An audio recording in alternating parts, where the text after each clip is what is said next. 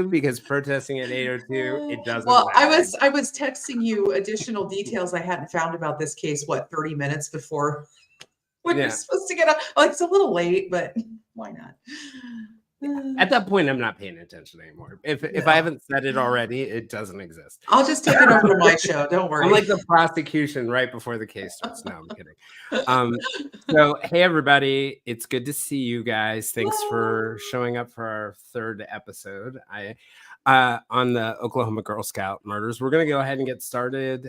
You guys know we have Julia as a guest, but I'll do an intro to her momentarily. But are you two ready? Cool. All right. Jessica was not first tonight. Yes, no, she wasn't. No, she wasn't. She was at the murder sheet. Fair. Which I dipped out on. Yeah. So this is the Silver Linings Handbook podcast. I'm Jason Blair. And this is the Vintage Villains podcast. I'm Allison Dixon. And I'm Julia Cowley from The Consult. And this is a true crime bonus episode. So we're doing this on a YouTube live that's open to everyone. If you'd like to join more of our YouTube lives in the future, you can find them on the Silver Linings Handbook Patreon page. I've been trying to convince Allison to bring her Patreon page back, but I've been unsuccessful so far. Also, The Consult has its own Patreon page and its Facebook group, The Unsubs, that I would recommend. So this is our third episode on the Oklahoma Girl Scout murders. And today we are honored to have Julia Cowley joining us. Julia is a retired FBI agent, former criminal profiler, and the host of the Consult podcast. Julia spent 22 years in the FBI investigating violent crime, white-collar crime, and civil rights. She was spent 11 years as an agent, more than a decade as an agent, as a member of the famed Behavioral Analysis Unit, or the BAU. Julia makes no bones about the fact that true crime is what led her toward forensic science and law enforcement. Prior to joining the FBI, Julia was a special agent and forensic scientist with the Tennessee Bureau of Investigation. She's got her bachelor's degree in chemistry from the University of Oregon and master's degree in forensic science from George Washington University. At the BAU, Julia did some really cool things, including being the lead profiler on the East Area Rapist and original Night Stalker cases, which you guys may know as the Golden State serial killer case. She worked on the case of serial killer Israel Keys in the early stages of the Long Island serial killer case. She's also had other assignments in the FBI, as I mentioned. You know, you don't get to automatically drop into the BAU.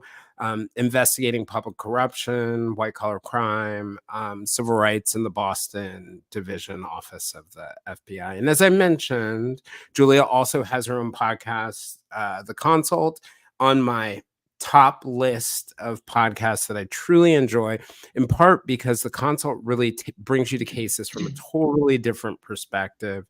You know, it gives you an idea, a picture of the type of offender, just like FBI profilers would do, the type of offender that would likely have committed the crime. And one of the other things I love about the Consult that I was telling Julia recently is that they don't just pick the popular cases, they also pick cases that are less heard of. And I think that having their voices come to those cases not only raise public awareness about them, but it really hands, and this is one of the things I picked up on lately, it really hands the law enforcement officers who are working with you guys on those cases and those episodes some great tools to solve some of these lesser heard of cases. And so for those of you guys who are not familiar, and since most of you guys are into true crime, I can't imagine there are many of you, the BAU is a highly competitive part of the already highly competitive agency's investigations and operations section, which is in the critical incident response group. It's been popularized by a lot of television shows like Mindhunter and Criminal Minds, also books and movies like Silence of the Lambs. The BAU is well known also for its study of serial killers, its classification of offenders connected to certain types of crime scenes, And it's been a part of high-profile investigations like the Unabomber, Ted Kaczynski, the investigation of the killing of John Benet Ramsey, and the murder last year now it's 2 years ago, of 4 college students at the University of Idaho. So with that, I will turn it over to Allison. Whoa, that was so great. I love listening to that. So, so as a brief recap, because we're now on our third of 3 episodes. In the first episode, we introduced you to the victims. We have 9-year-old Michelle Gousset, 8-year-old Lori Farmer, and 10-year-old Denise Milner. Excuse me. So we told you about the strange events that happened on the night of the murders, including a man who was apparently stalking the campers and the counselors. We told you about a lot of the evidence that was found at the crime scene, as well as the caves that were discovered, and the evidence of a flashlight and semen. We also walked you through the prior crimes of Gene Leroy Hart, who was the prime suspect, a Cherokee and former high school football star, as well as some clues that he may have been in the area that night. We also discussed some of the tensions between some natives and other minorities and whites and law enforcement in this community, as well as a lot of the history around that. In the second episode, we also jumped into the manhunt and discussed some of the roles that of Native culture, racial animosity in general, and the broader mistrust of law enforcement that played a role in the case, including this widespread belief that Hart was believed by many, if not most, in the community to have been railroaded. We also discussed the pretrial hearing, as well as Hart's sort of debonair appearance at the trial, where they compared him to an English college professor. The jury, we discussed them and where the prosecution used a lot of their preemptory challenges to strike Native jurors from the trial. We also discussed the DNA testing after the trial in 1989, where results showed that the DNA could have belonged to 1 in 7,700 natives living in the US, and later DNA testing conducted that was inconclusive at the trial. That was inconclusive.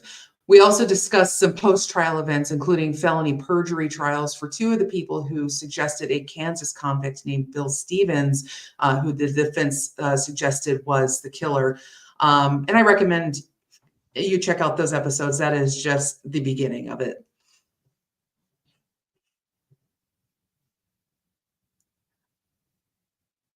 Jason, I'm not hearing you. I'm not either. You're muted. Trust me, no one really wants to hear me. If Bonnie could have a mute button, she would definitely use it. I was like, did I create an awkward silence? That's what I was Certainly, like, what happened? Everyone who works for me wishes there was a mute button. But so what Allison and I are going to do, we're going to start with some questions, some of our own questions that we've thought of. But as we talk to Julia, I want you guys to think of your own questions and drop them in the chat at any point. I'll start to collect them, and we will definitely ask Julia about those questions. And Julia, I give you a chance to say something. All we've been doing is blabbing. That's okay. If you just want to start with the questions, I'm good with that. I mean, this is a very interesting case. And as those that listen to the consult know, I'm familiar with Oklahoma and the crimes in Oklahoma. And when I worked on Walika, I remember hearing about this case. And I think one investigator had said that the Walika murders were like as big as the Girl Scout murders had been back in 1977.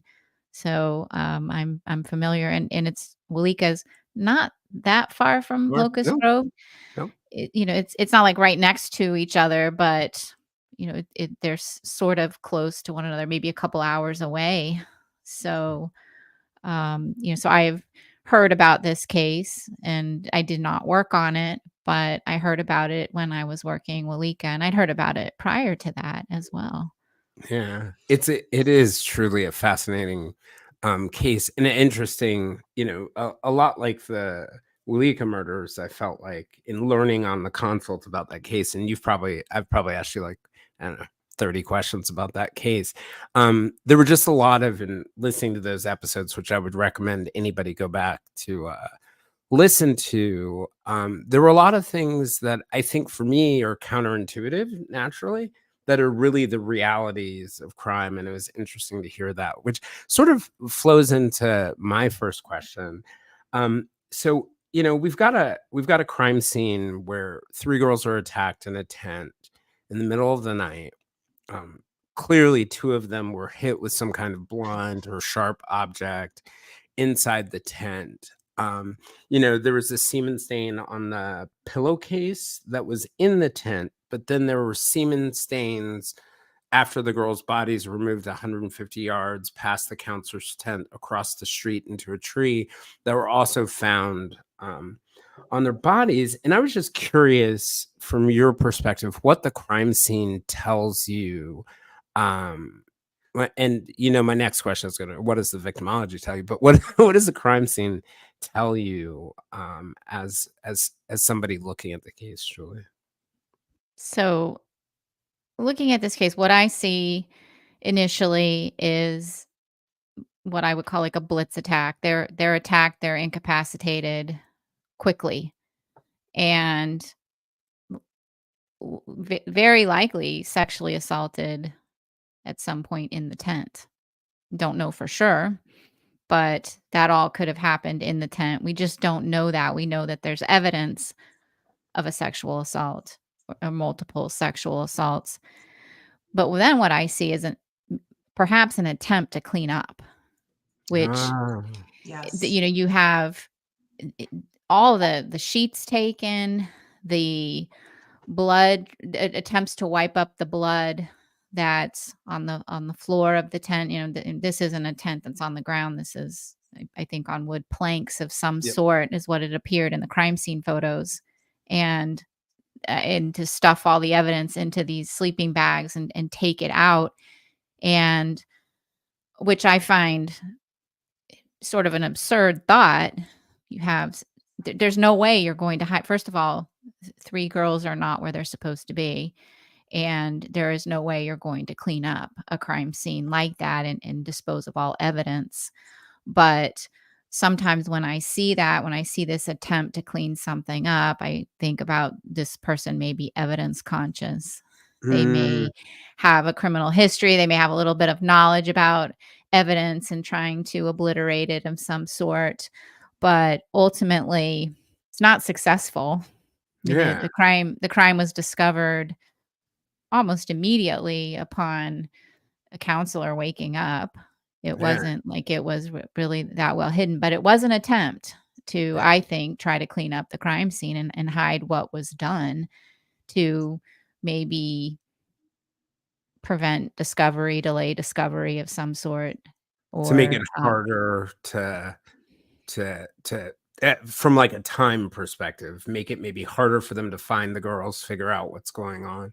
Because I yeah, found that. confuse the issue. Kind of, you're confusing the Right. crime scene, and not only that, you are destroying forensic evidence by doing that as well. And of course, in 1977, the we're not thinking about DNA at the time. I'm sure offenders and criminally savvy people knew, well, but they can type my blood. They could determine different types of body fluids left, but we're not.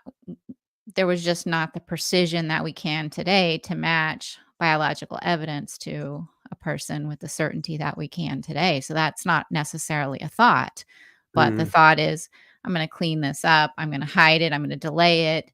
And to me, that says, okay, this is somebody who has some level of understanding of crime scene and crime scene processing. And I would be saying I could be considering somebody who has been in trouble before with the law.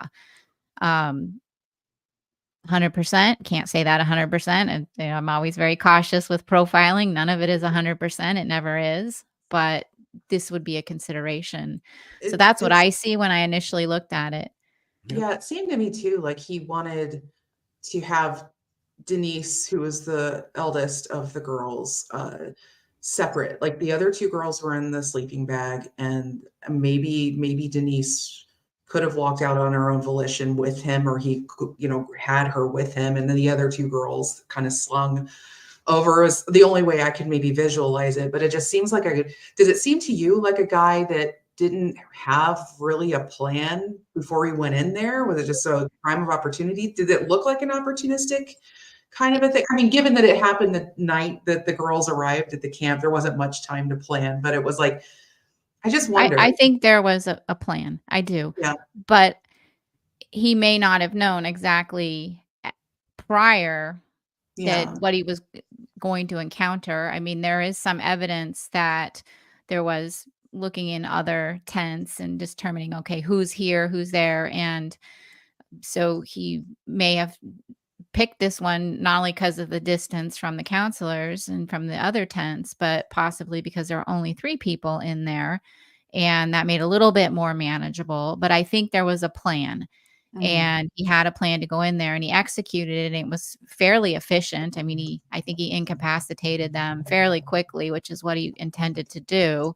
And then he was able to carry out what his plan was. So I think that there is a kind of a combination of somebody who had a plan, but also had to deal with thinking on his feet Mhm. at the time, because he didn't know for sure what he was going to encounter. But at some point he realized, okay, I've got 3 here. This is what I'm going to go in and do.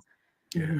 And Well, I and see what you're saying, Allison, too. It does seem that Denise was the main focus.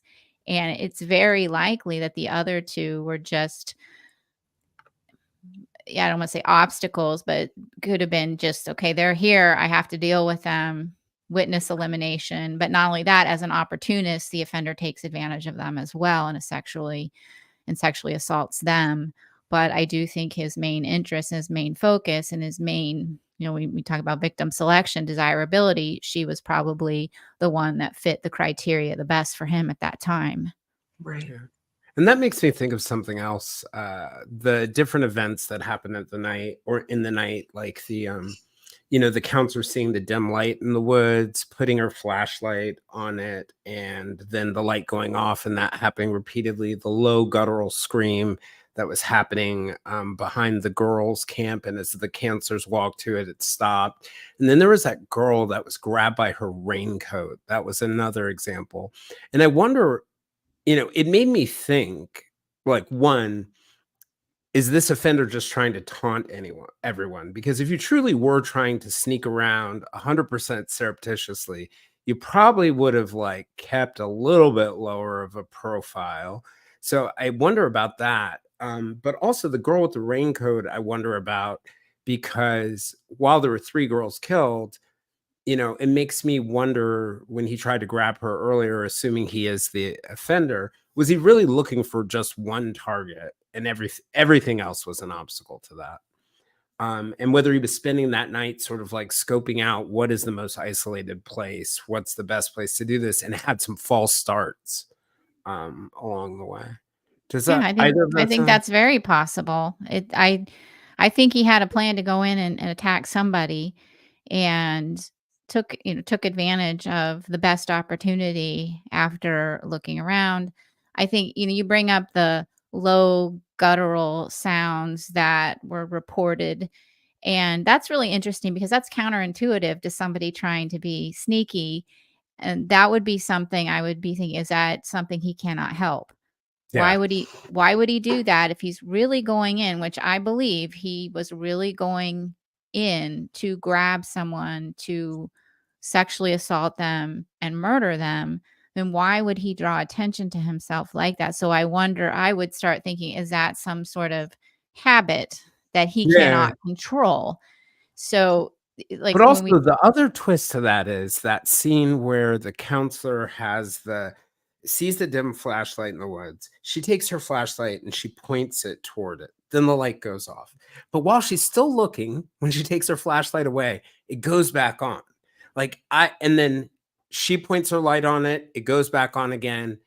I mean, it goes back off again. Same thing happens again. And then she books it. And I just think to myself, like, after she shines the light on you the first time, and then you turn the light off, if you were truly trying to hide completely, you would just keep it off until she disappears. So why turn it back on, turn it back? You know what I mean? Like, are you trying to taunt these people? Yeah. Is sort of what I was Well, thinking. I mean, when you look at ultimately what he did, it's a sadistic crime. And as we've talked about before on our show, it doesn't just end with the crime itself. It doesn't just start and end with the crime itself. This is a part of an offender's personality. And if he can taunt people beforehand and scare them, there's a lot of joy at that of doing that. And it's almost like, even though this isn't a home, he's invading space Mm. and he's scaring people, and there is a lot of gratification and satisfaction that comes from that for somebody who enjoys hurting others. And so yes, I think that could very possibly be just a way to really make the most out of what he's doing. Just as, like, sometimes after the crimes, you see offenders communicate with victims or Yeah. victims' families, prolonging their pain and suffering. They get a lot of enjoyment out of it. That could very well be what those actions were all about. So that if it's a sexually motivated sadistic crime or sadistic crime, it may actually the act that the person is getting gratification. The part we focus on is the murder, but it may have actually begun long before in whatever Absolutely. phase. So, Yeah. I mean, these types of crimes are fantasy based. And there's probably so much that just goes into this. And then here he has this opportunity to sneak around all night and scare people and look at them and invade their space and move in their space. And that takes a certain personality, a certain type of person that's willing to do that. And, if you think about, like, I mean, how would it feel to just go into someone's house and they're there and you're sneaking around their house? I mean, to us, that would be something we would never consider doing. It would be frightening. It would be something, be weird, right? yes, it would just be weird. But these types of people, they enjoy that, and they enjoy, going through people's belongings and looking at them. Yeah. And so people say, well, why did they steal that? That has no value. It's not about financial value to them. It's No. about, it's about control. It's Well, about D'Angelo, that's a great right. example. Yeah. Yeah, Yeah. I Yeah, mean, so I also think, and Jessica brought this up in the chat, was a really good point. And as far as sort of, because as we're trying to suss out, was it a particular girl or set of girls, or was it victim motivated, or was it location motivated? Jessica brings up, like, the tent in this case was the most isolated of the tents and the most isolated wing of the camp. And I have a hard time finding that being like any, coincidental. It's almost like this is the one that he could go in. And also the only tent that had 3 girls in it rather than 4.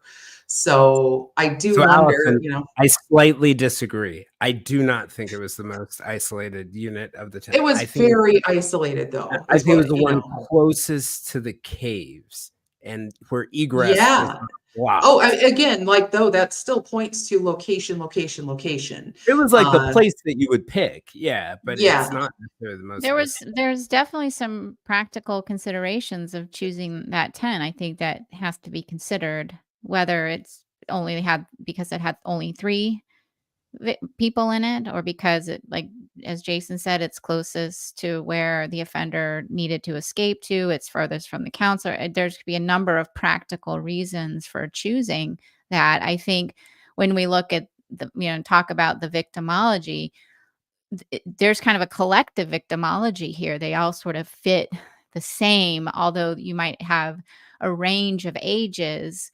you right. you really don't just have, okay, was one of them specifically targeted. I think it was a lot about the location, and that came first in this particular case. So the fact that it's a camp in a Girl Scouts camp as opposed to something else would be something that would be you kind of look like you said it's sort of a collective victim.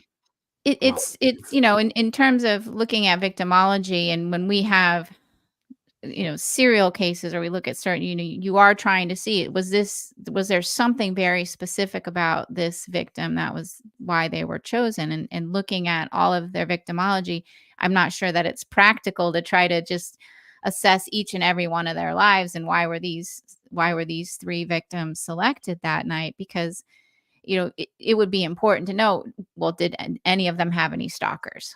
Yeah. We'd want to know that. Were there any problems leading up prior to coming to camp that somebody would come out here, follow them, and do something like this? Probably not. But that would be something we would want to know. And I think when you look at them, they all have really probably similar victimologies, particularly they're all at this camp. It's all their first night there. Some of them have never been to this camp before. It's very dark. It's very confusing. You wake up in the middle of the night and you're not in your own bed, especially at that age. You probably don't even know where you are at first. It takes you a while to adjust. So these are the things that I think make them vulnerable. All of them. So particularly All of the campers there, and some more vulnerable than others. It is kind of interesting too that the 3 of them had not been to this camp before, I believe. Right. correct. So Yeah. that Especially if we got Denise and Lori, especially. Yeah, I wasn't sure about Michelle. Never been to camp. and I think it's hard to know if he would have known that or not. I don't know if that would be information that this offender would have been privy to, but that increases their risk a little bit just because they're unfamiliar with it. It's not something that an offender would necessarily know, but it makes it easier to attack them when they may not know where to go. They may wake up and have no idea where they are and be confused, and it's dark. I mean, I read that it just got pitch black there. So You dark, couldn't see yeah. anything. So that makes it pretty easy to just go in there and they would have no clue. Even if they heard something, even if they woke up and is somebody in here, they would be very confused right away. This would not register with any of them immediately that they were in immediate danger. one of the things I was also wondering about, I don't know if you saw this in the notes, but there was a note that Michelle Hoffman, who's one of the counselors who rode over on the bus with them, that several months before she had found a note that essentially said, this isn't word for word, but that 4 girls are going to be murdered at the camp. And I wonder whether, it may be connected to it. It may not be connected. The note was thrown out, but just sort of assuming that, that is actually from the offender. Would that tell you anything about the planning or the likely location that the person, are there any clues about how close this person would have been? Because I might imagine you'd have to be somewhat familiar with the camp already before that Yes. night. Yeah. Yeah, you'd have to be very familiar with the camp, I would think. And you would have to, this goes back to fantasy. If this truly was in fact written by the offender, this plan and idea was in his head months before. So this isn't somebody that just came upon the camp that night. This is somebody who's been around, who got close enough to be able to leave a note. Was it in a box of donuts or something? I don't know if that's accurate. That's what they say on I inside of saw that in a or transcript or something. I saw it somewhere. But you have to be pretty close to be able to do something like that and be familiar with the area, with the camp, with its schedule as well. Right. Who's going to I be had been there? curious.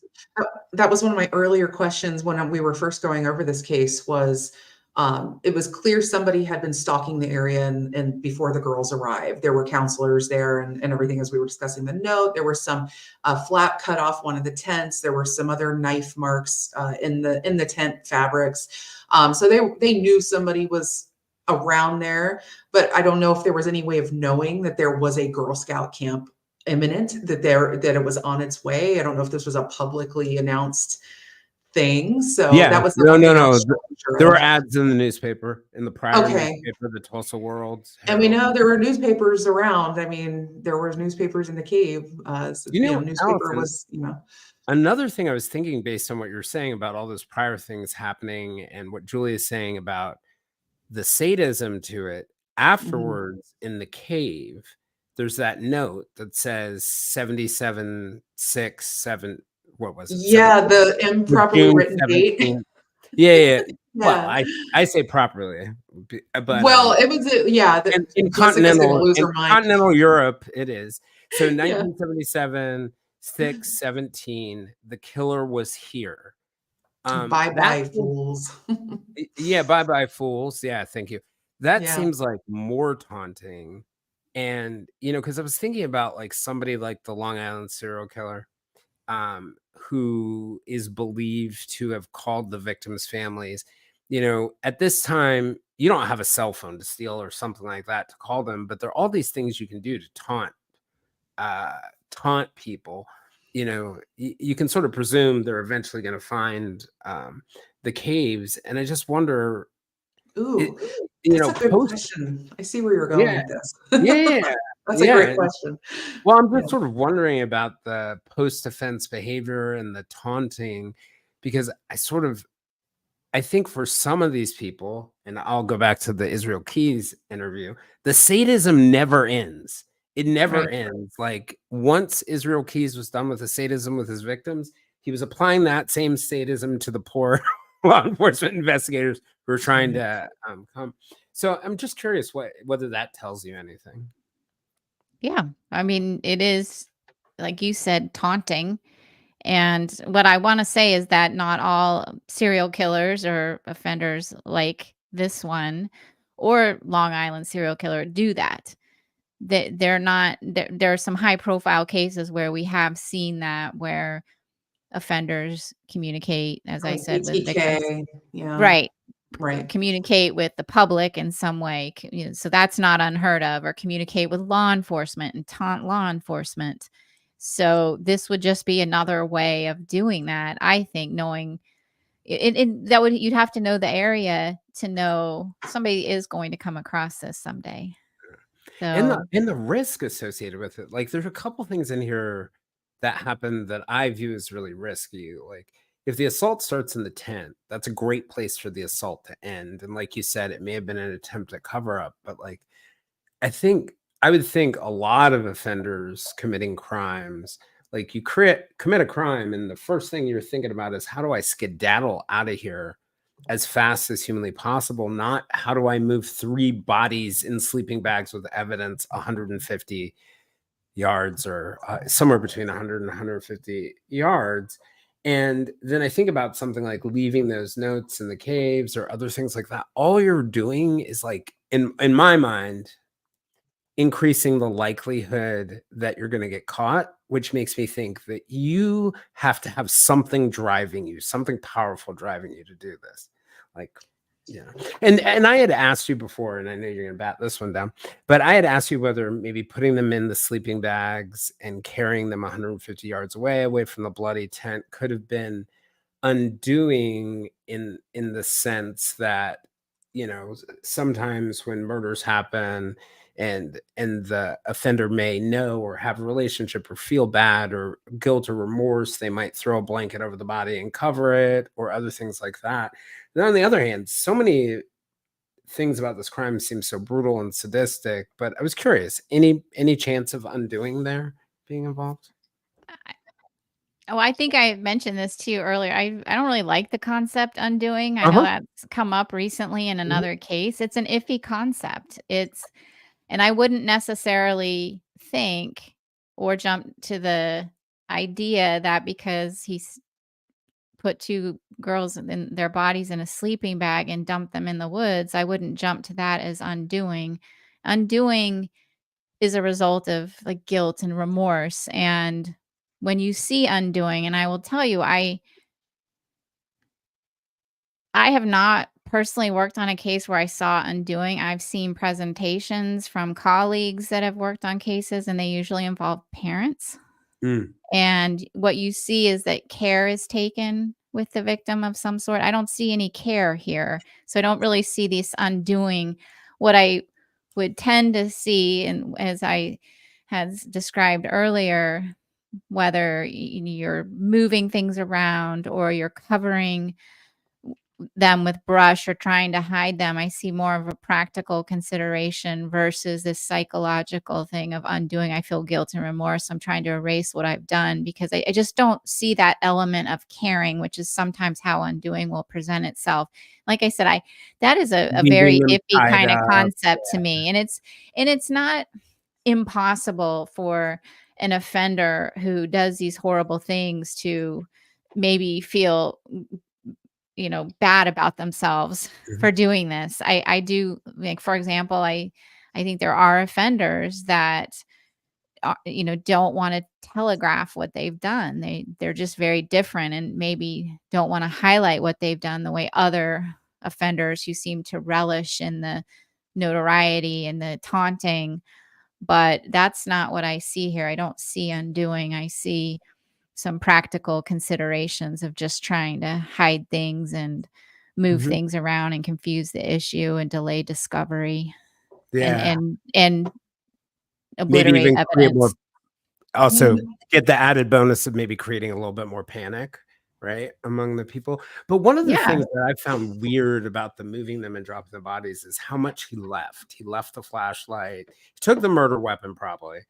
Left the flashlight, left the glasses, one pair of glasses that have been stolen. So, but I guess to be a serial killer does not mean you need to be meticulous or to be a killer or a mass no, murderer. Yeah. No, no, and that's that just could what I be missed. he dropped it and in the dark, he couldn't find it. He was looking for it. Perhaps something I scared think him, he spooked him, aspired to the interrupted level of an him. organized killer, but just couldn't quite get there. I mean, he's somewhat Just organized. I mean, I yeah, don't see yeah, anything here that tells me he doesn't have clear thought process, and yeah, so there's some organization to it, but even the best laid plans can be interrupted. I mean, what you're dealing with is human element here. Yep. And you're out in nature too. And so he could have been surprised or interrupted in some way and left the area. Maybe he dropped things and couldn't find it in the darkness, or there's just could be a number of reasons why he just abandoned what maybe his original plan was or his ideal plan, and that was abandoned. I mean, we see it all the time and we can't explain things in a scene because somebody has a plan going in, and even the most organized plan and the most calm, cool, collected offender can make mistakes. And depending on how perhaps a victim responds, I mean, there could be all sorts of things that go wrong for them. I've seen this come up in the chat a few minutes ago, and it is one of the questions on the list, and I'm curious about it as well in terms of the statistics and everything involved. Given the racial elements of this case, we have a Native suspect, we have one African American girl and two white girls. Is it fair to assume that you know a person of one race would just indiscriminately cross race, victims this way? I mean, have you seen much of that, or do killers tend to stick within their own racial demographic? Or Yes, they do. Y- Victims tend to choose their victims within the same demographics or just, location. They're close or they're available to them, and that tends to be victims that are similar to them. But I would never rule out somebody because the race wasn't the same. And in right, this case, I don't think that played a part in it at all. You had obviously a diverse group here. yeah, And I don't think that was a consideration for this offender. So I wouldn't say because the offender and the person arrested and tried for this was Native, couldn't have done it because these victims weren't also Native.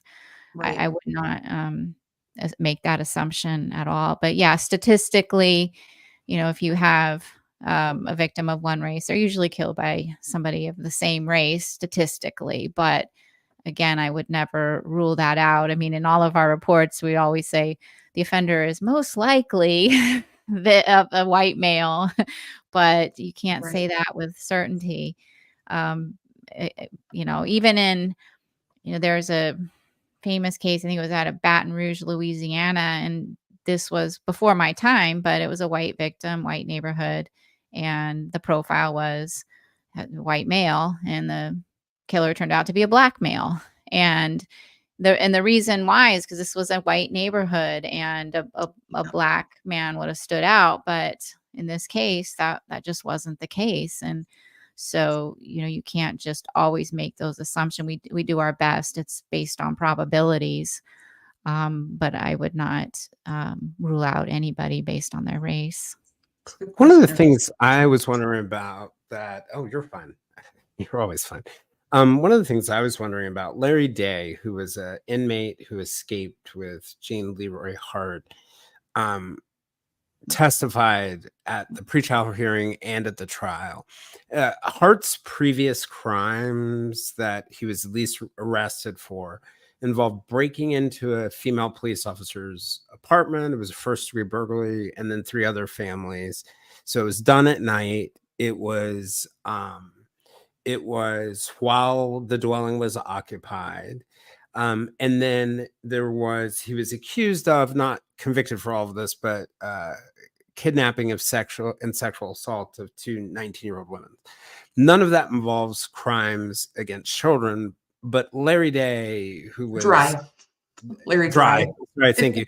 Larry Dry, who escaped with him, said that Hart had told him on 2 occasions in an area not too far from this one that he wanted to sexually assault girls that were 13 or under. And I'm wondering what you would, and it just gets me thinking about, because I think my natural tendency is to think that, and I know everybody's got to start somewhere. So, but my natural tendency is to think, if I see a potentially sexually motivated murder, that this person has got some other history, I mean, with young children. And so I'm just wondering, what would you normally expect to see when you think about this murder in terms of prior crimes or prior acts, even if they're not? I mean, looking at this case, I would expect to have seen perhaps some other victimization of children, just because, but it doesn't have to always be the case. I mean, this, it could be very well, when we talk about victim selection and desirability, availability, and vulnerability, I mean, every offender has their ideal victim, picture perfect ideal victim. Usually that's the first thing that goes out the window.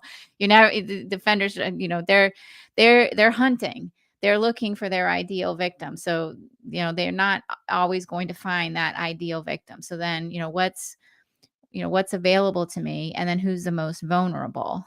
So that is the process they kind of go through, and whoever's the most vulnerable, that is who ends up being the victim. And that's the selection process that an offender will go through. So I wouldn't necessarily, I would say, yes, in this case, I would expect to have seen at some point some sort of victimization. There was an accusation. There was an accusation, to be fair. It was mentioned in the book about the case from a prior girlfriend, and she had a toddler son, and he had evidence of possible sexual assault. So, but that was the only thing that we found. I'm bringing it up because somebody might. Yeah, but I don't think I don't think you can put much weight on the ex-girlfriend saying that a child who can't speak, that there was evidence of, and I mean, to me, they quoted the doctor that saw him, that saw the damage. Yeah. So, but, I mean, John Benet Ramsey, that's an excellent example Right. of that, right? Like, supposedly John Bonet, at least according to many very interesting people on Twitter, there was evidence of her being abused. I don't know. I just don't put much weight into that kind of stuff. And I don't know that it's that important, because I think of people like BTK, to her point, and also to Julia's point, and also Israel Keys. Like, maybe you do have this. I never thought the idea that vulnerability, desirability, and availability happened in a certain order of operations. But if desirability starts, and like you said, it's the first thing that goes out the window, I can't put much weight on what the victim is like unless there are a ton of victims that are just like that, right?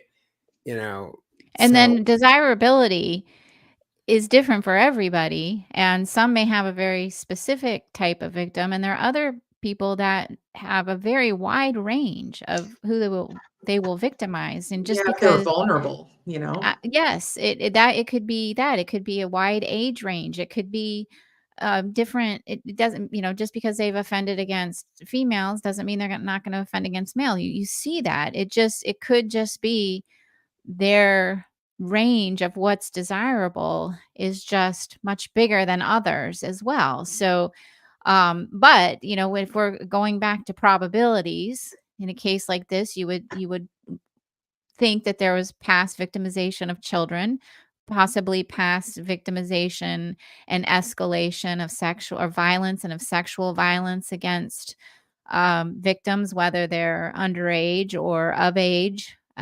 Certainly voyeurism and burglary.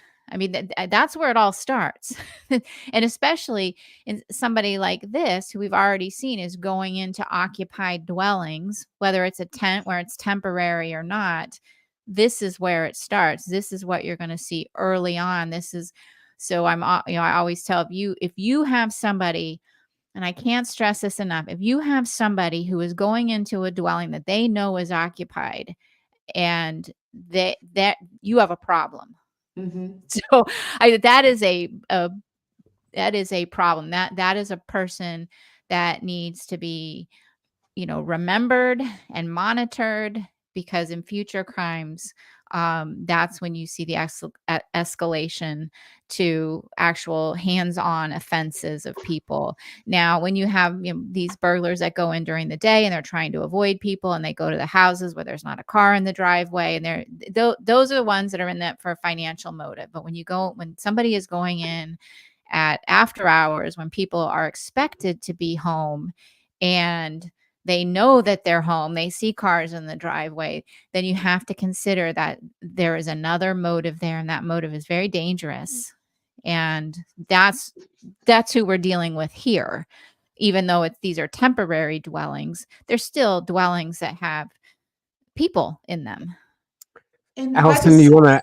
Oh, sorry. oh. Oh, By the same respect, if we're doing sort of the inverse here, where you have him going into occupied dwellings, uh, do you think his two escapes from custody, from prison or jail, could that be a similar part of the picture? Here's somebody who walks into wherever he wants, and here's a guy who will escape from any cage you put him in. Is there a similar kind of mindset there of just kind of like, I don't care what anybody wants in terms of boundaries. I'm going to Yeah. do or go where I want. Yeah. Yeah, exactly. I think that's exactly, it's a good way to describe him. He doesn't have any boundaries. He doesn't have any concept of I have to obey the rules. There, it's not there. Even take these crimes away from him, the murders of the Girl Scouts at the camp. Just take those away and look at what he's already done, and Yeah, that's pretty bad. That is a person with absolutely no boundaries at all, and yeah, extremely violent, extremely dangerous, and extremely controlling, manipulative. It's all there. And yeah, so however this investigation was conducted, and whatever the perception is and what it was at the time of how it was done, he absolutely should have been thought of as, number one suspect. This is a person local to the area. And I think, in terms of this camp, if you're in that area, you likely know the schedule when all these people are coming in from out of town and are going to be at camp. This is something that happened every year. They were there for 2 weeks at a time, and girls rotated in and out of there all the time. So the locals would have a pretty good idea that that was going on at what time it started during the year, when it ended. And so I think this was somebody very familiar. And so when you have a crime this horrific, your first thought is going to be of the guy who kidnapped two 19-year-old pregnant women and brutally assaulted them. And like, why wouldn't you think of him as the number one suspect? So I think he was absolutely properly prioritized, whatever people may think about the subsequent investigation and allegations of corruption and planting evidence. He absolutely was properly prioritized as a number one suspect in this crime. I would have, everything that his prior history indicated and was proven, but is it absolutely this guy fits? He's got to be your number one suspect. So one of the things I'm curious about was something the locals said, and this is what I was going to ask you about, Allison. But there, there was a military style, because we had talked about it. There was a military style footprint found in blood, and then there was also a tennis shoe print, and I think that led people, although I think it's more complicated, that led some people to think maybe there were two offenders, possibly even a female, like a counselor, involved. Although I will say I see this often because I think sometimes people just simply can't imagine that two people or three people could be killed just by one offender. But does the second tennis shoe print, or is there anything about the scene that screams two offenders to you? Oh, me? Yeah, or a group of Odinists. That's actually a question I was very curious about myself, because that is definitely a common point of contention with it when you have those multiple victim crimes like this, that is the likelihood of being one or two or more involved. Yeah, and I think this is where Jason, when he had said earlier, sometimes some of the stuff he's heard on our show is counterintuitive. And so many cases that when you have multiple victims, most people or many people tend to think, well, there has to be multiple offenders, so there's no way one person could control all of these victims. And when you look again back at statistically, when you have multiple victims, overwhelmingly you have a single offender. And so in terms of profiling a case, unless we have, now in this case there are two sets of footprints, but I don't consider that overwhelming evidence to me that I would say yes, there's two offenders there. That crime scene was not properly secured at first, and you had a lot of girls and kids and people running around, and you don't know if somebody went in there and didn't admit to it. It's just it's very hard to say. So I would not necessarily say that that was directly part of the crime as opposed to contamination after the fact. So I don't see anything in this crime that would lead me to believe that multiple offenders had to be involved. This is something somebody could have done on their own. It was very easy to go in there, hit three little girls while they're sleeping, and then, take them out, even one by one, maybe a couple at a time. I don't know. But one person could accomplish what was accomplished there. And not only that, look at his previous crime. Again, even if you just say he didn't do this, but we've already seen that at least that offender kidnapped two women at gunpoint. I think it was at gunpoint. But anyway, he kidnapped two women coming out of the bar and was able to control them. And it was just him. There was nobody else involved. We've seen so many different crimes where multiple victims are involved and there is one offender. Happens all the time. It happens most of the time. And so again, I don't see anything that would lead me to believe that there was anyone else involved, let alone a female. Yeah. And I just don't see it. I kind of imagine in my head when you describe that, like the two offenders, I almost think about like sniper, if you have sniper shots coming from this direction, but they come from two different guns, that could still be one offender. But if you have shots coming from this direction and this direction and this direction, then you really want to look at multiple offenders. So you're sort of thinking, is there anything in this scene that couldn't have been done by just one person? Right. Something that had to have happened simultaneously, or we just, just did a case, and, the victimology told us that the offender always had to have a woman meet with him when he was conducting a drugs transaction, and he was killed Was that in Bo? Which case Bo, was that? I'd love Bo people to know Bedford. about it. Yeah. Yeah, Bo Bedford, Shelby County, Alabama. He was killed. This is a cold case from 2001, and we just assisted the Shelby County, Alabama Sheriff's Department on it. And so Bo, while he was a handyman, he also supplemented his income dealing crack cocaine, and he had a system of meeting people, and he always wanted to have a female present. He often took advantage of the females and extorted them, and would trade drugs for sex. And anyway, lots going on there. But because of his victimology, and because of some of the risks in his life, we thought there was very possibly more than one person involved based on the crime scene and based on his normal pattern. And we thought you have to consider there's probably two people involved. And that's rare. It's rare that we side on multiple offenders. And in this case, I do not see a case of multiple offenders involved in this. There is nothing compelling enough. Now, if you had, two different people's DNA, then I would be like, okay, maybe. But one, healthy, fit, um, strong person who has committed similar types of crimes in the past could very easily control these three girls who, again, he had the cover of darkness that he used to his advantage. He had the fact that this was their first night there was confusion for them, and he also had the element of surprise. And they may not have even you know woken up at all, and we're Choice just of weapon?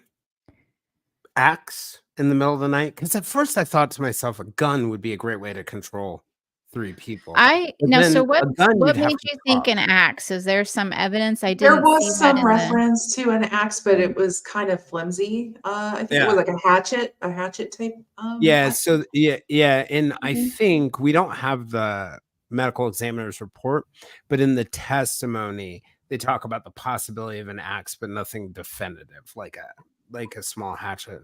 And I thought to myself, like, a gun would be a great weapon, except for the problem with threatening someone with a gun is you often have to talk. So Mhm. he'd you're have to making talk, and they'd have to be able to see See him. it. It was so dark. I And think and it that's was it dark, and too. he had his flashlight, but it was, he had muted it because he had covered it with, the black Trash or plastic plastic. Yeah, trash, the green yeah, plastic. trash bag or something like that. And so, honestly, the easiest and most practical way to go in there and get control is just to go in and hit them while they were sleeping. And Some kind of blunt that's object. quiet, it doesn't draw attention, and it will quickly incapacitate them, or Yeah. stun them at the very least. I mean, maybe they weren't killed immediately, but stunned enough where, they're not going to even be able to fight back. So, I think that's possibly what happened to JonBenet. I think she was probably, in bed, and she was hit over the head with something. And, I know there's a debate about whether a stun gun was used or not. I mean, she has those, 2 sets of marks on her. I'm not a stun gun expert, so I can't, really weigh in on that. I find the marks to be very interesting and unusual, but I think that's very possible what happened. She was hit on the head, and that would be, knock her out and incapacitate her and stun her, and she would just be able to be picked up and carried to where she was eventually found. And then moved for the sort of sexual part of it for the criminal, whatever that was. I Right. was hmm, I was one of the things that I think is was certainly baffling for a lot of people, um, in the town. So they had this soft-spoken high school football star, you know, who was accused of these brutal, sort of horrendous crimes. And he shows up in trial in a really nice suit. Um, he has a press conference before where he's soft spoken, seems relatively humble about things. But I told Allison today I don't trust anything anyone says once their lawyers are involved. But, you know, because they're managing perception. But he didn't seem to fit the profile of what I would imagine in thinking about sort of like a sadistic, sociopathic killer. And then I was sitting at my desk reading Personality Disorders in Modern Life because that's what I do for fun. As one does, yeah. Yes, right. And I didn't even get to the section on this, but I remembered that with personality disorders, often, you know, those disruptive behaviors are happening when people are under stress or they're not paying attention to their behaviors. But when they are self-monitoring really well, like thinking about your average person with antisocial personality disorder who's somewhat socially skilled, what comes off as being charming and interesting sometimes. And so that maybe being a sort of sociopathic behavior and sadistic behavior isn't that far off from a really charming or interesting person a la Ted Bundy when you are self-monitoring. And so I'm wondering whether that's something maybe we should give less weight to the way that people present. Yes. Yes. Okay. In fact, no, I actually no. I think you should give a lot of weight. Okay. I think you need to really question when somebody comes across as very charming and very charismatic, and I just don't think you should take them at face value. I think you really do have to sit there and question I say because that about myself all the time.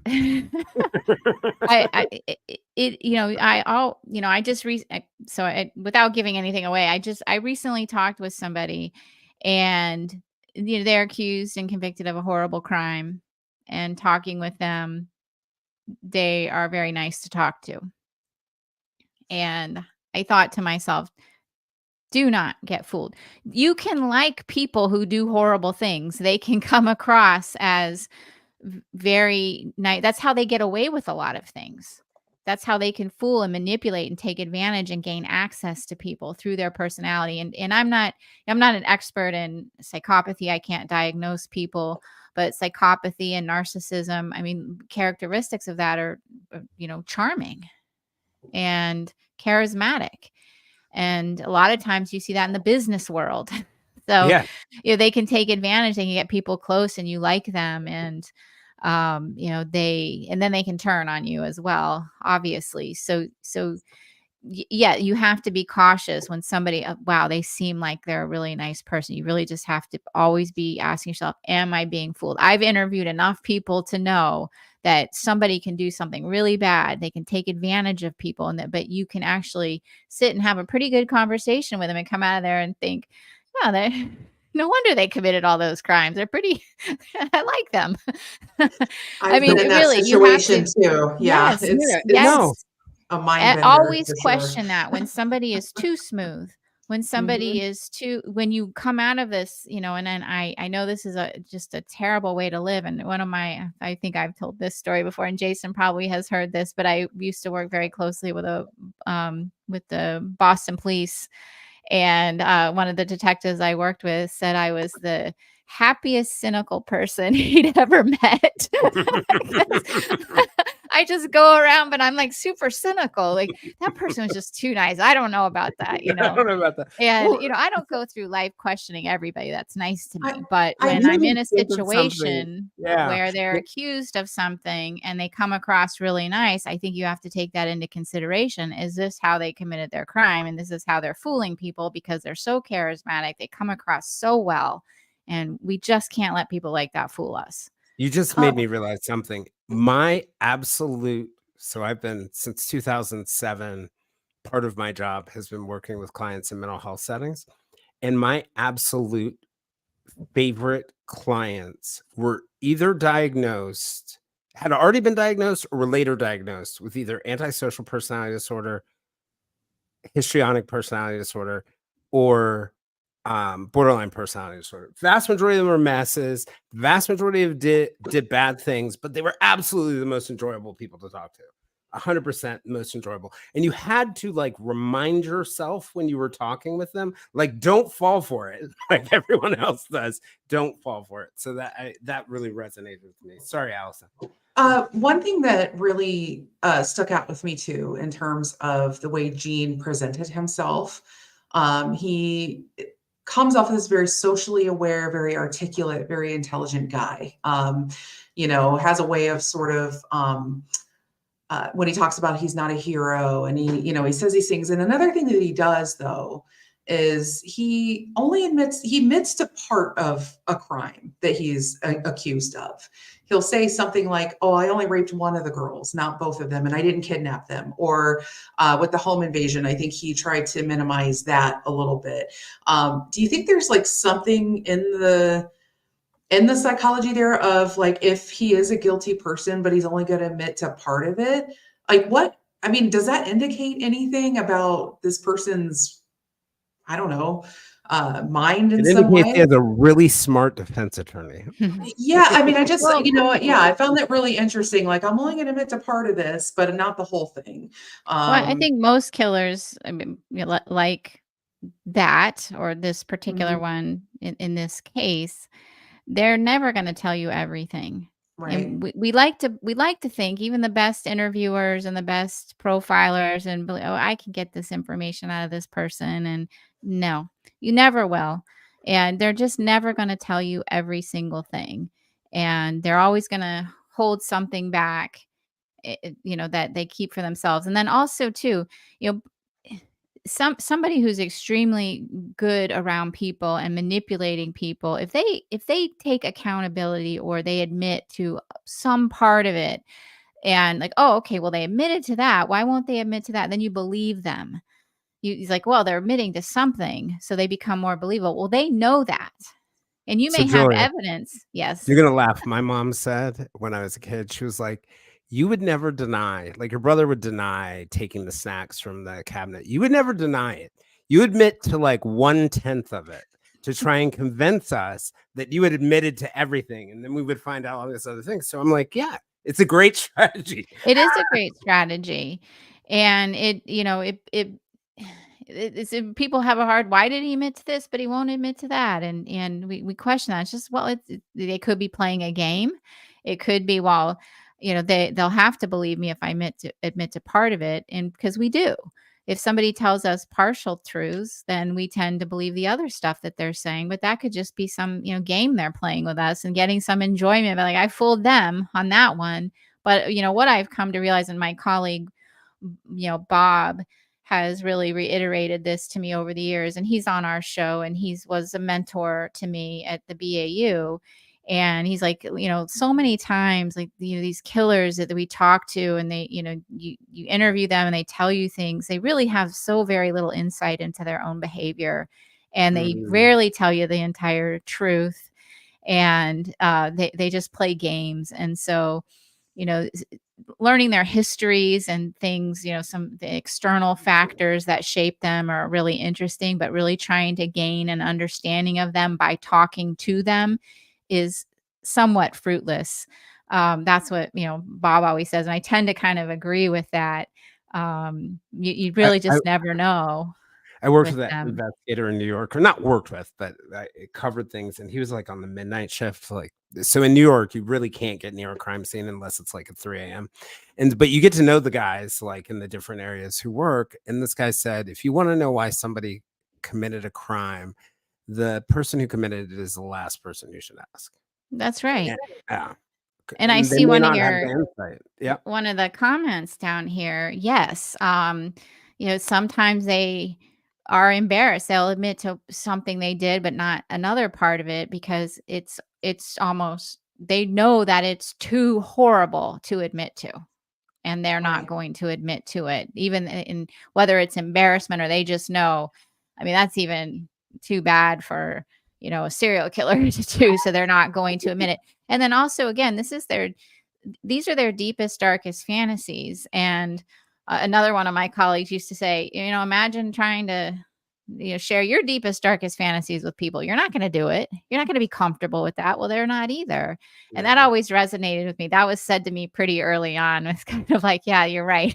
Yeah. Even though, our fantasies are nothing compared to what the killers are, we're still uncomfortable with it. And they are too. Yeah. And they, Yeah. and even if you have no remorse and you have really, because I think of some of these cases where, I don't want to name any particular case, but I think of some of these cases where at times afterwards, and if you believe Richard Allen, he confessed 61 times to Delphi murder. He certainly, whatever was going on there, certainly doesn't seem comfortable with it. So just because you have the fantasy does not mean you feel like it's acceptable for everybody to know. Right. Oh yeah. I mean, when I having spent some time talking to inmates and stuff during when I was in college doing forensic psych stuff, the one prevailing thing that stuck out with me of all the guys that came in, the completely independent of personality, every one of them used the passive voice when speaking about the crime that they were involved with. It was just this distance, this language distance they were putting between. There was never "I did this" or "this thing was done by" or "my charge" or So there's always this, and I don't even know that they're aware that they're doing it. I think it really is just this: I have to put this wall between myself and this. I have an example from my own life. When I committed plagiarism and fabrication at the New York Times, for probably the first decade afterwards, I described it as when the scandal at the Times happened, as if like I wasn't a part of it. And I don't think I was necessarily not trying to take responsibility for it. At least I don't think. I think as I said those words, the situation was so painful and so Yes, embarrassing and so difficult that I couldn't put me in the sentence. makes And sense. I just thought to myself, I did an interview at some point years after that where somebody said, "Oh, I'm so glad that you said you did X, Y, or Z, that you fabricated and plagiarized." And I thought to myself at that moment, like, "Oh, am I finally taking personal responsibility for this fully? Am I finally at the point where I've come to some kind of peace about it?" So I always notice that language now. Yeah, I just when that was it really was. Whenever I was listening to that interview and I heard that, I was like, he has come a very long way. He must have, because if it was too close to it or whatever, I Oh, you think we mean all do mine? that. When Yeah. I And Yeah. well, yeah, and I feel like that is it's something I do as well. Absolutely. Anything I can think of shameful that I've done. Yeah, I've found my brain kind of working that, how can I phrase I'll this in a way that it I'll doesn't talk hurt to you me as about the much? crime, but I have nothing to do with it. Yeah, yeah, yeah, yeah. So So that's a Jennifer's very got human thing. Sorry. So Jennifer has a question about whether it could have been a socioeconomic. I really like this question. Target. They had family paying for them to go to camp, and he has nothing. He slashed tents and threw the girls out of their safety. And that reminds me of something Larry Dry said. He said, I think he He said was it at trial. embittered. Yeah, he Yeah. said at the trial that the people in the town did not understand that Gene was not the man that he was before, that he came out resentful, bitter, and I forget what the phrase was, but it was that something toward the world, something negative toward the world. And when Julia, you mentioned that the Girl Scouts themselves collectively could have been the victim, I also wonder whether like the community also could have Mhm. been the collective Yeah, victim. I mean, depending on how the community and how he felt with them there, as Jennifer points out, y- y- they have families being, that can afford to send them to these camps. I don't necessarily think that they were super wealthy just because they could send their girls to a camp. They're middle class but maybe doing better than some of the people in the town. So depending on how he viewed it, there could be resentment, which could be some of the reasons why he was taunting leading up to it. And resentful. It's possible. I don't know. I don't think that's the entire reason, but it could contribute to why this camp in particular was selected, as opposed to him finding, a child somewhere else or other victims, like the women that he kidnapped years before. But yeah, there could be some motive there that we just don't know about, or some part of the selection process that we're not privy to. Yeah.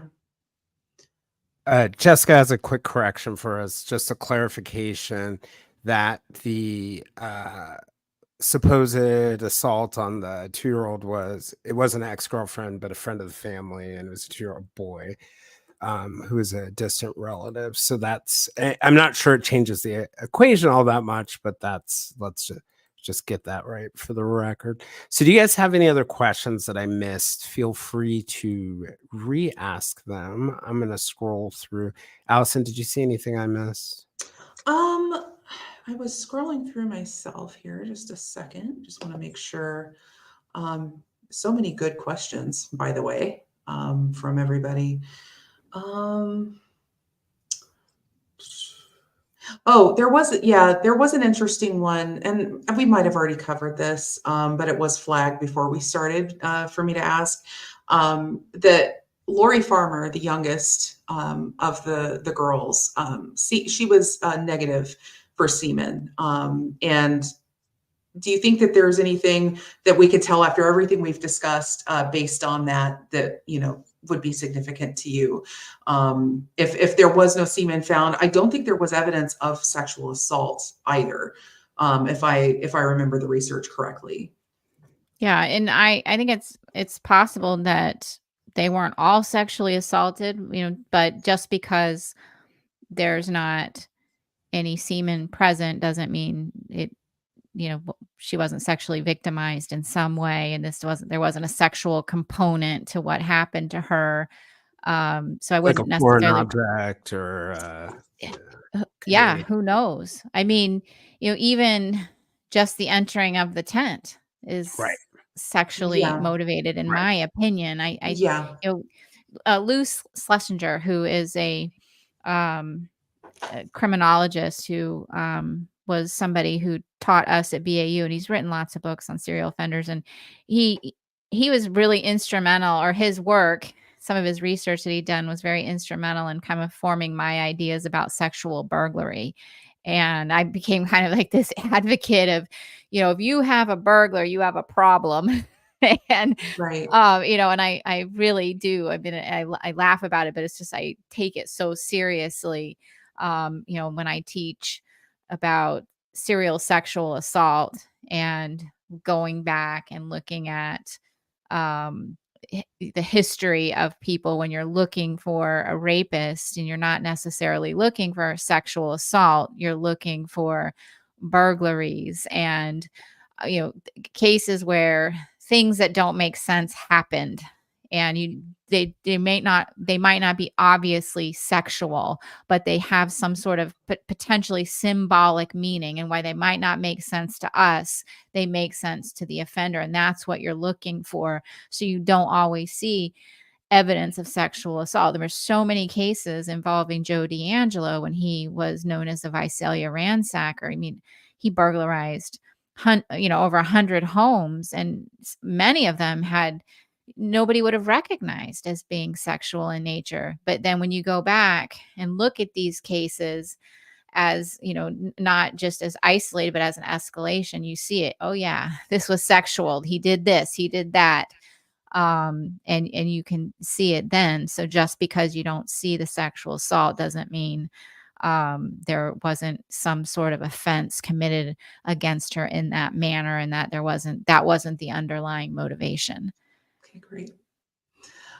And then we also have on the screen here, Jess mentioned, do you think that Denise could have been marched out of the tent? Does that sound viable to you? I mean, she was the oldest, ostensibly would be maybe the biggest and the heaviest, perhaps hardest to carry, but also we, theorize that he might have been particularly focused on controlling her.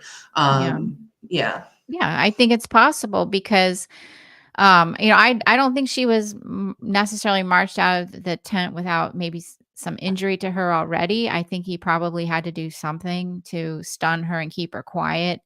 Yeah. But because she was, I mean, when you look at the focus and you look at, like, if let's say you're going back and seeing okay, was she specifically targeted? Does she have any problems? You'd want to look at her because she was treated different.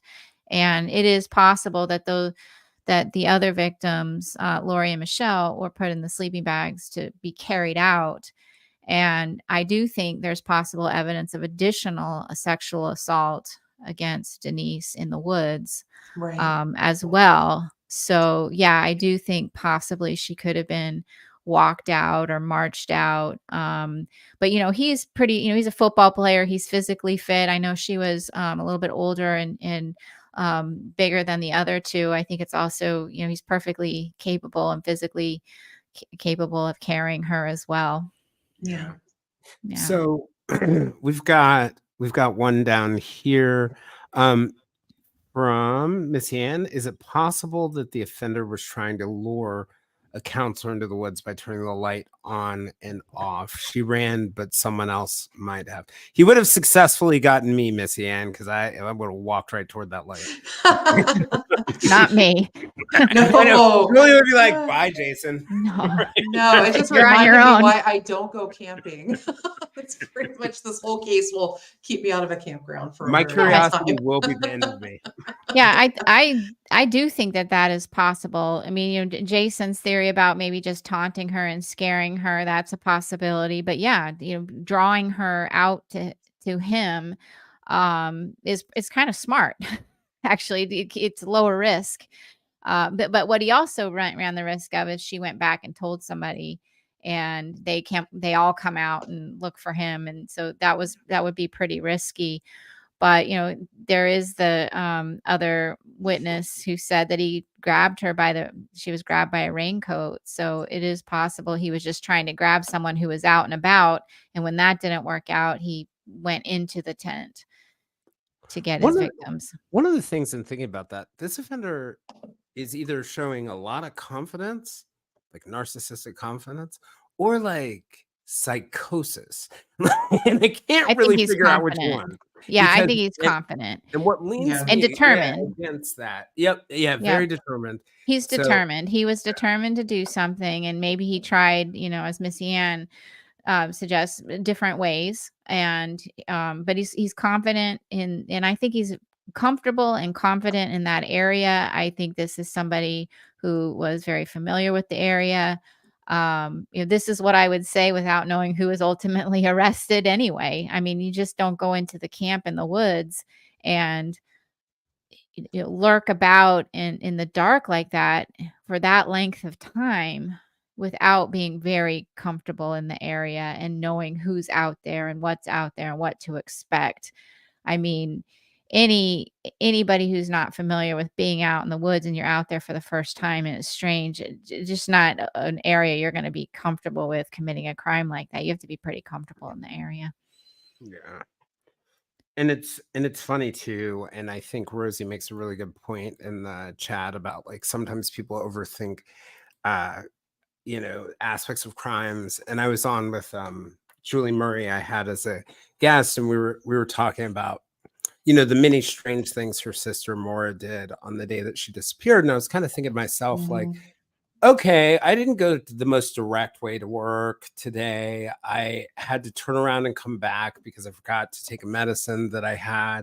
I didn't park in my normal parking space at the office because I got there later. Like, how would people interpret those events as if I disappeared that day, or like that I didn't take a shower or whatever it was, that, just because the offender did certain things, like, it doesn't need to make sense always. It doesn't necessarily, and it very often, I think, isn't going to make sense. Jen has this question, or Jennifer has this question. How do you know if it's sexual or power motivated? I think they're intertwined. I really think I think they're so intertwined. I mean, I don't, while they're sexually motivated, there's so much control and power that's in violence that's all part of it all wrapped up together. And I don't think you can really distinguish, but I think that the sexual aspect of it comes from, overpowering and being in control of another person, and the ultimate control is killing them. So I think I don't know that you can distinguish between the two of them. And I think that they're just so closely aligned, in terms when it comes to motive. Most of the time, I mean, I'm just, every time I see these cases, and it's really hard to just lump them in because they are all very different. But I think the common theme that I see is control and power. And that's a common theme that you see, and that's what they're ultimately attempting to gain. I remember taking a psychology class where the professor gave us these examples of different murders, like a serial murder, a drug-related murder, fill in the blank. And he would ask us, what do you think the motive for the murder is? And no matter what anyone said, he said control. Yeah. At the end of every time, because he said, ultimately killing someone is about control. You're trying to control something. It doesn't matter what the situation was. And I thought that was interesting because while other things may be a part of the motive, really at the end of the day, killing someone is always going to be about having ultimate control over them. Yeah. I mean, that's a very insightful question that I think that it's impossible. I mean, it's really just they're so closely aligned. But it's It's very good to remind insightful. people of that because I think a lot of people don't often think of it that way. A lot of people still kind of frame rape in the context of sex or sexual Mhm. attraction, and it really is not. Yeah. Off, and It's this isn't funny, but it's, when I was back in the unit, and this is the first boss that I had when I was there. We got a case in, and it was a flasher. This guy was flashing people, and it was on a college campus, and they were concerned, is this escalating? And, that was not the typical kind of case that we would work. And so it had come in. I think my boss was mentioning it, and he's like, that's just, I forget what he called it, but he just sort of said, that's not serious. And I said, well, wait a second. You have somebody who is forcing himself on people. And he sort of started to see it in a different way. They're imposing their will for you to see him naked. And that's a problem. And, so it's like, even though, again, that is a power move. That is a way to Yep. gain control. I am forcing you to see something that you are not willing to see, or you are not consenting to. And so we dismiss those types of crimes. And, it was really interesting as he kind of came, he's like, you know what? You're absolutely right. You take it. You're going to do this case. And, so I did a whole profile and everything. And I picked apart every incident in which that this offender was doing this. And, I kept seeing these slight escalations. And ultimately he ended up grabbing a girl. And luckily again, this was on college campus and college students. And she wrestled with him and got away. And thank God she wasn't sexually assaulted, but they caught him. And I remember the chief, calling, the chief of the university calling, like, you're absolutely right about him. He was going to commit a sexual assault eventually. And so, we just talk about these crimes where it doesn't really seem like they're power motivated, but they really are. It's somebody else imposing their will on you. right. And I think in any kind of situation, whether it's somebody flashing you or somebody just imposing against your will, whether it's just being forceful personality, you have to back up and proceed with caution. Yep. When So, anybody tries to control you. Allison, are you ready for theories? Do you have your theory ready? I have my theory, I do. which completely changed because of Julia. So, Oh. which is I just sort of want to the goal. say, It didn't completely change, but it I'm changed. feeling very validated, and some feelings that I've been having this last week and a half, 2 weeks here as we've been sort of going through this. But I have I wanted to wait till we had this conversation. And first of all, Jason, brilliant idea to have Julia on, because I feel like this was really needed to kind of bring the cohesion of a lot of these sort of disparate things that were swirling around in my head as we were talking about all this, from the crime itself, the evidence involved, the timeline, and then the whole social justice side of it, completely separate from that. So I've been sort of withholding having too many thoughts, firm thoughts on what happened or a theory, specifically because I just think, I think about what the jury went through. And a lot of the doubts that were sown there, and I had to put myself in their shoes a bit and try to see it from their eyes and everything. But after having this discussion today, I mean, yes, I do believe that my gut feeling all along and what we've discussed today kind of match up. That Gene fits the profile. And I told Jason this, that my gut is telling me it is him. And it wasn't just, I couldn't lay fingers on a specific piece of evidence that said, aha, this is the smoking gun, because there really isn't one quite.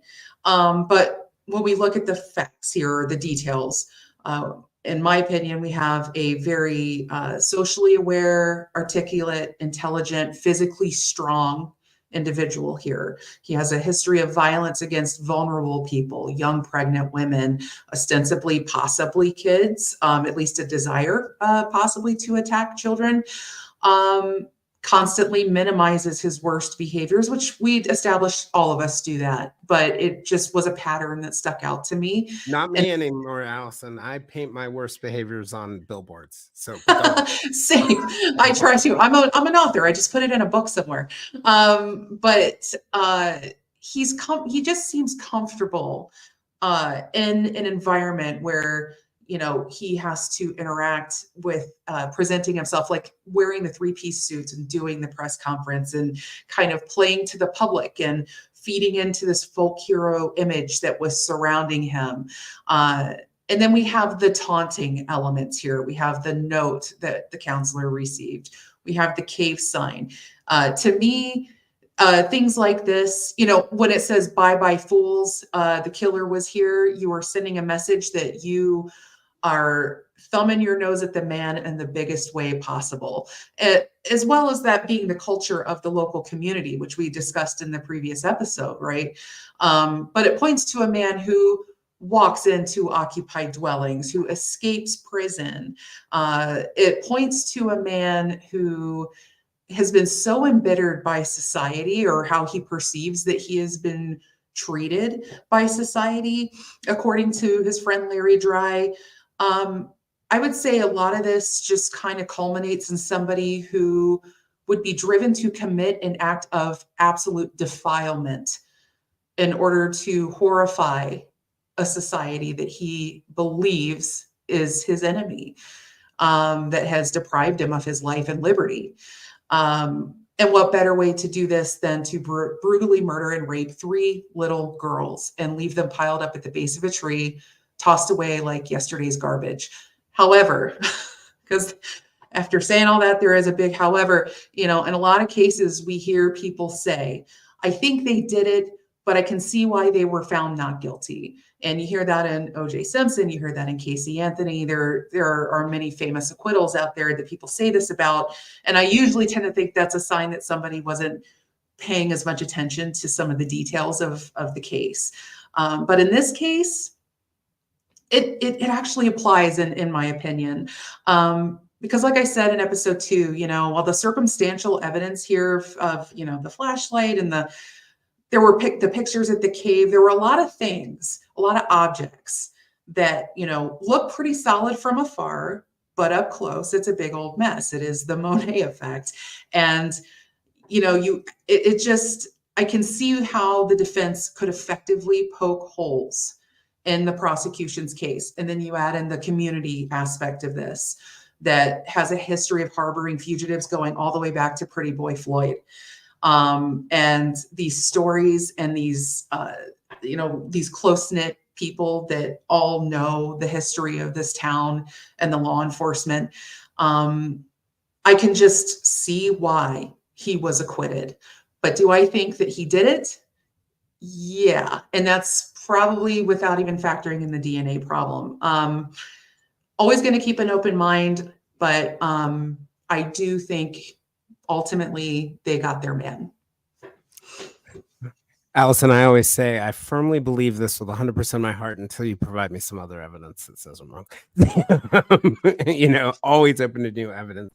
I think for me, with my thoughts really go back to things like that. That note that was found in the donut box, the weird things that were happening at the camp in advance, like the tents getting ripped. The fact that locals knew the Girl Scouts were coming that day, I really do buy into what Julia said, that at a minimum, it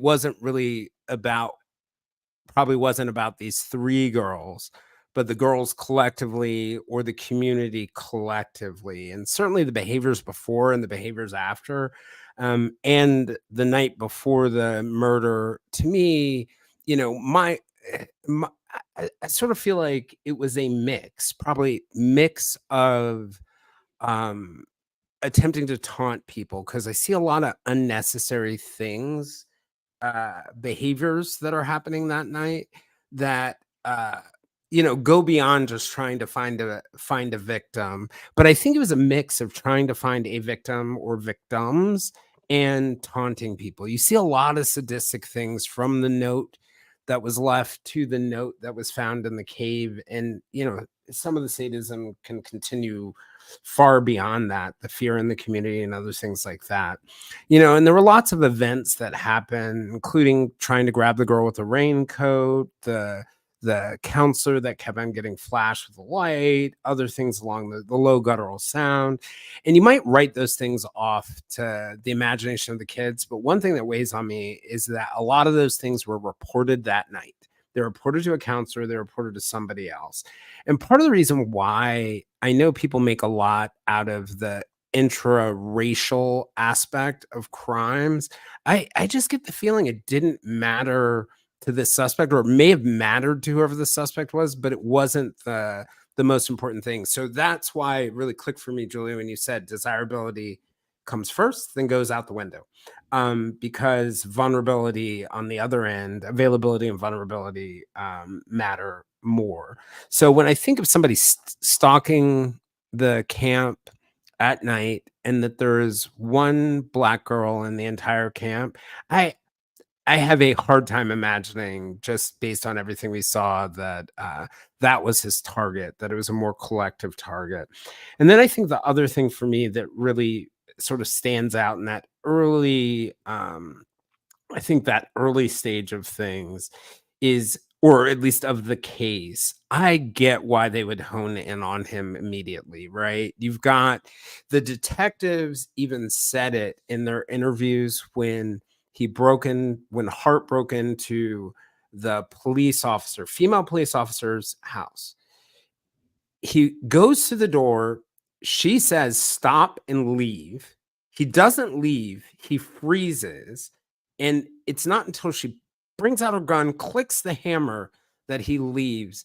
And that idea that he was there for a burglary doesn't really wash with me. What makes way more sense, and the same thing with the assaults on the 2 older girls, that it really was about like power and control and getting off on the idea of violating somebody's boundaries. All these things involve violating people's boundaries to the extreme. So that weighed in. I think that weighed in for me too, because I think a lot of things in Hart's background point in this direction. I felt like there's a lot of evidence that he had grievances against at least people in the community. Larry Dry, who escaped with them, I think the quote was, it was, Gene was not the person he used to be. People in the town remembered him to be. When he escaped, he was unbelievably bitter. And on many occasions, he planned to kill his son and wife and he felt that the whole world had betrayed him and he was going to get him back. And this really seemed like almost like a terroristic, that he was trying to torture the whole community. Um, and Dry is also the one who said he expressed interest in girls under 13. But based on what Julia is saying and everything I know, I don't put a lot of stock in the girl's age and other victims being different ages. And I think it also goes to the thing that I like to say, everybody has to start somewhere, right? Like, and I don't put much stock in the fact that he was charming, and in my mind, his charm afterwards kind of works against him. I think of people like Israel Keys, who had the investigators, they may have been faking it to some extent, but laughing along with him, or Ted Bundy, who charmed people. And so I think when I think of the type of person who would commit the crime, and you really sold me on this idea, Julia, the brutality of the crime and the lack of remorse shown in the crime really sticks out to me. I don't think it was somebody who knew the girls or had some kind of strong emotional attachment to them, or even like a gentle attachment to them.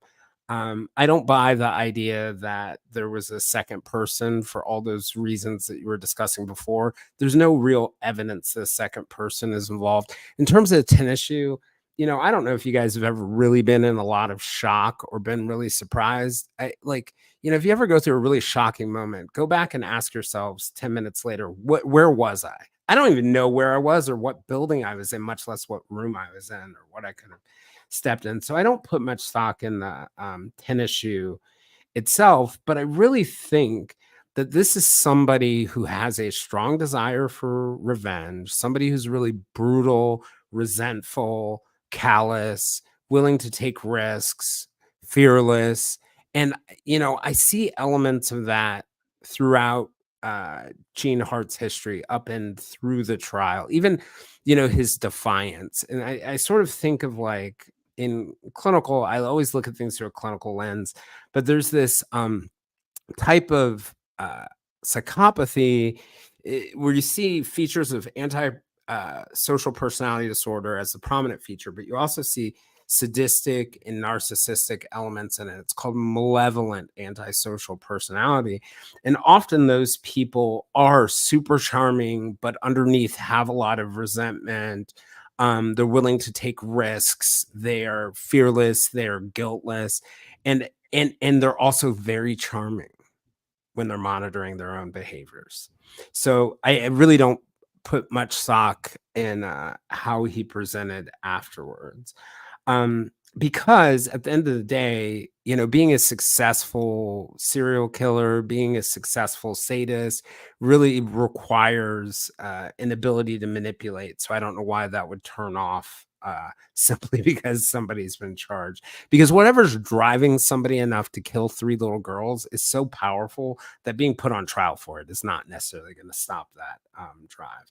One of the things for me that stuck out in both the crimes was I know Julia made the point that moving the bodies could have been cleaning up, but I kept on going back to the assaults on the 19-year-old girls. He sexually assaulted them in the car, then tied them up, put duct tape over their eyes, walked them through a field, across a creek, to a tree, and left them there for me, maybe in my mind, for no discernible reason.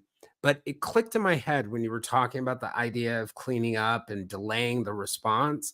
The one legitimate reason to do that would be to make it harder for the girls to make it back to the road and call for law enforcement, and easier for him to get further away. So I wonder whether this is a part of his MO for getting away with crimes.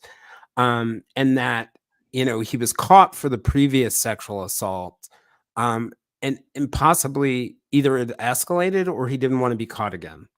And he was caught because the victim survived and saw the license plate. And if the victims are all dead, that's not necessary. There are things like the ropes with both victims and cords with both victims, the flashlight that he was seen with. when we get to the trial, there are a couple things that happen that I think raise a lot of doubt. And one of them is two witnesses came on, Joanne, I believe it's Joyce Payne and her son, Larry Short.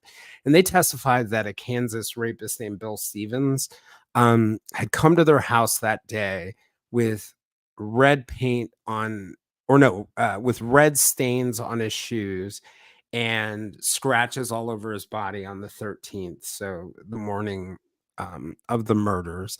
Another witness who we didn't really talk about, a waitress, said that she saw that morning around 6 or 7 in the morning a man who looked a lot like Bill Stevens um, at her the diner where she worked, and that he was so disturbing and he kept on looking down on his feet that she called the police, even though she didn't know that the Girl Scout murders had happened. But we also found out that Joyce Payne was girlfriends with an inmate in Kansas who, the defense had promised, or he thought the defense had promised him help. So I have to sort of discount that testimony a little bit. But I think I do understand why there was doubt for the jury. I think I really truly understand. Although I come to a slightly different position than you, I think with the available science at the time, right, without the DNA advances, or we don't know that hair is reliable. To me, I think it's beyond a reasonable doubt with the evidence that they put on that Gene Leroy Hart was responsible for it. The things that stick out in my mind are his proximity to the area, his knowledge of the area, similar behaviors in terms of the ropes, the taunting, to the point you guys are making about the escape from all the boundary violations, whether it's escape from prison or the way those different assaults. I see those three sets of crimes as really similar. The 19-year-olds to me are very similar to breaking into the woman's apartment. To this, I feel like it was all sexually motivated, and it was motivated by crossing people's boundaries, taking power, and taking control over them. That's just where I'm at right now, or that's where I would have been right then. I probably would have been the one that got us to a mistrial with all the other 11 people going for acquittal. But I think over time that news sort of tightened for me. And I have to tell you, I came into the case with the exact opposite position. I was like, there is a ton of Yeah, these. because you've been fighting me all week. Yeah. And that's why I don't tell you my theory before I get to my theory. No, Um, no. You're mistaking my process for doubt. My process is to come up with an idea, then attack it and destroy it, and see what's remaining. So, and when I look at it, the evidence sort of points in that direction afterwards. In 1999, when they did the DNA testing, um, the, 1 in 7,700 natives in America could have been the suspect. I calculated that out.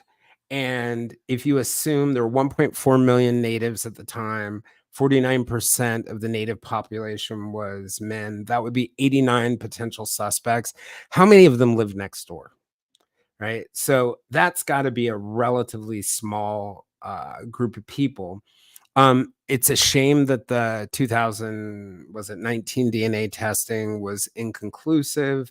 My understanding is that they have, there is no DNA available to test anymore. So I don't know that we're ever going to get closure on this case, and I really do understand the jury's doubt, just given the evidence. But if they knew what they knew after the trial about some of the testimony, if they knew what they knew about the DNA and know what we know now about behaviors, particularly that idea that our charming high school football player could not also be a mass murderer, I think they would have been much more likely to convict. But one of the things I tripped across when I was looking at it was Laura Farmer's mom, Sherry Farmer. And she, she had suspected possibly there were more people involved in the crime. But one of the things she said to the Oklahoman afterwards, she said, "I've always felt in my gut that there was more than one person present, but given the DNA results, you have to wonder, um, she asked about, you have to wonder who took part, who could have possibly taken part in the murders." But the part that really stuck with me, she said, "Going back to the very first investigation, I felt they did a good job. And I never doubted the reasons for naming Hart as a suspect. We sat through every day of the trial, but it was not a perfect scenario to find him guilty. And we ended up with a not guilty verdict." And I really think I understand why the jury got there. I just think the jury got it wrong. I mean, yeah, they did, and I also think bringing up a point that Jessica mentioned and that we shared in the last episode, I think there is absolutely a valid way for the jury to have, been uncertain. They acquit knowing that he's going back to prison for 300 years. And And so, I also think, to the points that you were making before, I think when you have a DA who gets kicked off the case because he's mhm, doing unethical things, and you have a poor law enforcement relationship with the community, the way I always talk to Brett from the prosecutors about this, I'm like, if you come into Baltimore versus you come into, I don't know, Northern Virginia where I live, the cops have like 70%, 80% credibility walking the door. We believe everything they say over here in Northern Virginia. In Baltimore, it's like 25%. And you're like working your way up. Same thing with the LAPD. You have a larger hurdle for credibility. So I get that part of it. But I'm thinking about it just from the evidence in front of me, trying to objectively look at it. I would have concerns for Hart or any native in that area getting a fair trial. I would want to look at tunnel vision. I'd want to ensure, just like the Cherokee Nation did, that he had money to fund his defense. But all that said, I also think that all the evidence seems to point toward him. And Stevens, I think that's a big factor. Stevens being white, also, he's the mhm. prime suspect. He's white. His DNA excluded based on what they got. So I go And with nothing points away from him. That was what I've been saying, like, for the last 2 weeks. I'm like, this guy cannot be excluded. I mean, he just can't. There's nothing to exclude this man So now I from want to the ask case. whether Julia thinks we're crazy. No, I don't think you're crazy at all. I mean, there's some things that, in terms of what I would look at, that the jury wasn't able to consider. Like the rapes and the detail. Exactly. Yeah. Yep. It's prejudicial. But in terms Mhm. of behavior, and I'm going to stay in my lane and stick to what we do in terms of behavior. Needs to be prioritized as the number one suspect until he can be ruled out. And as you just pointed out, Allison, he cannot be ruled out. I do think he did it. I don't. I think it was certainly, there were problems. I mean, it just goes back to, m you know, crime scene and documentation and making sure it also goes back to what Jason said, relationships that the local law enforcement have with the community, and do they trust them or do they not trust them? And if you come in with that distrust, you're gonna believe all these things that they could have done to set him up, to plant evidence, even when in some cases it would be completely implausible. You'd have to believe this to believe that. And It's like OJ all over again. Yeah. yeah, Yeah. so it's very important, for law enforcement always to do things right, do it by the book, have standard operating procedures. Um, Yeah, that's another thing that stuck out to me. Like, they really open themselves up by their procedures. Like you mentioned, that the way that they handled the tent. Well, like, another thing that stuck out to me was when they went to the caves to collect evidence. There was evidence that they didn't pick up because they didn't think it was particularly important. Several weeks later, they interview a Girl Scout, and she's like, "Oh, this piping was stolen." And then they remember that the piping was in the cave. They go back to the cave, but 3 months later, I'm like, that's like asking me as the defense attorney to drive a truck in there about how you grabbed the piping and dropped it in there. So, you know, the question of whether I believe he did it versus what the jury should have done with the information they had at the time is, I think those are really two different questions. Yeah. Yeah. Yeah, So exactly. I got one more question, which is totally off topic, from Rosie. Rosie is asking, Jason, do you have any advice for people to get to that place in life about no longer being disconnected from something? And I'm guessing you were making that point about negative things. I think the most important thing for me, my advice that I would give people, is hang out with people who are willing to be vulnerable.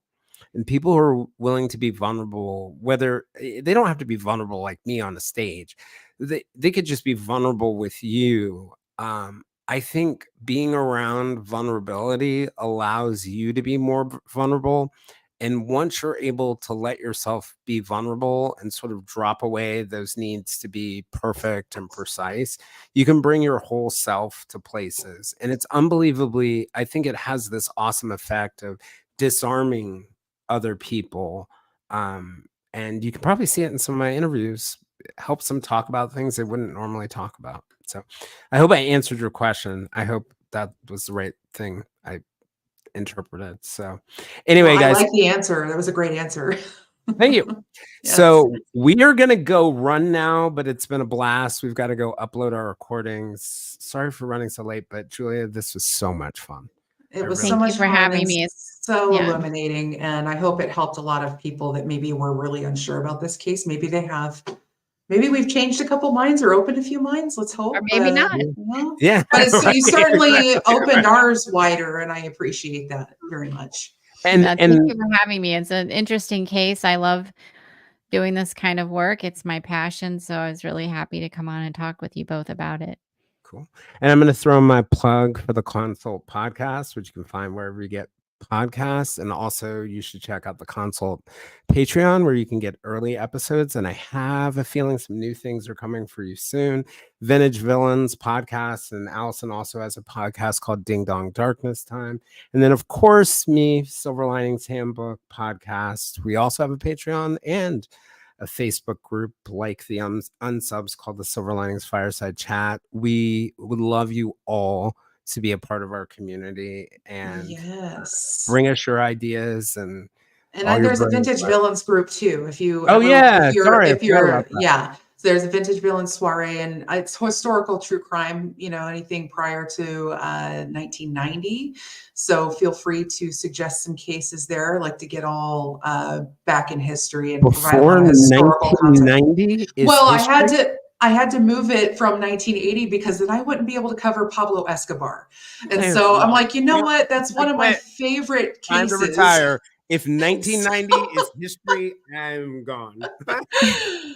You know, we're not getting any younger, friends. I mean, all right. Well, be good, everybody. We'll see you. All right. It was great to see you guys. That was a lot of fun. I had a hold on a sec. For some reason, it's not letting. Oh, oops. Uh-oh. Oh, no. Do we wait here? Does he come back? Let's give him just a sec. Yeah. That's funny because this is he still recording? Did Jason just left and we were sort I don't know. Hey, Julia, let's start a podcast. It made me leave. That was so much fun. I don't know what it was. Are you still recording? We're still recording. Oh, good Lord. So I left. Let's go. Bye for real, guys.